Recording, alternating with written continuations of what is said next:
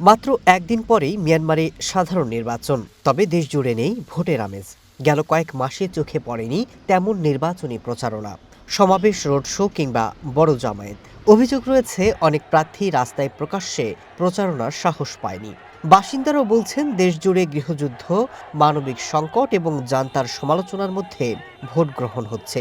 দেশে ভোট হলেও তাদের আগ্রহ নেই বললেই চলে। আন্তর্জাতিক সম্প্রদায় মনে করছে দেশটির জান্তা সরকারের অধীনে আরেকটি পাতানো নির্বাচন দেখতে যাচ্ছে গোটা বিশ্ব।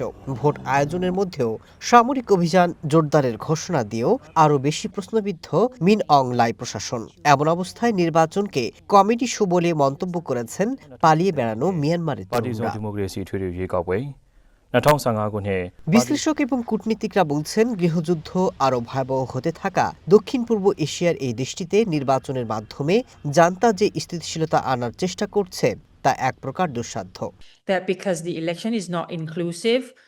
মিয়ানমার যে পথে এগিয়ে যাচ্ছে তা সহজ নয়। জান্তা চায় এই দেশের শান্তি ফেরাতে, কিন্তু তাদের শাসনে এখানে তেমন কোনো পরিবর্তন হবে না, তা স্পষ্ট।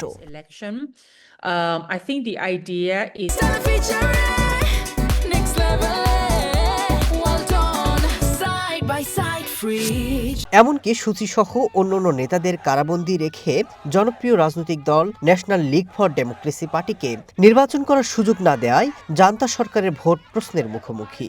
ইতিহাস বলছে ব্রিটিশ উপনিবেশিক শাসন থেকে ১৯৪৮ সালে স্বাধীনতা পাওয়ার পর মিয়ানমারে বেশিরভাগ সময় শাসন করে আসছে সামরিক বাহিনী।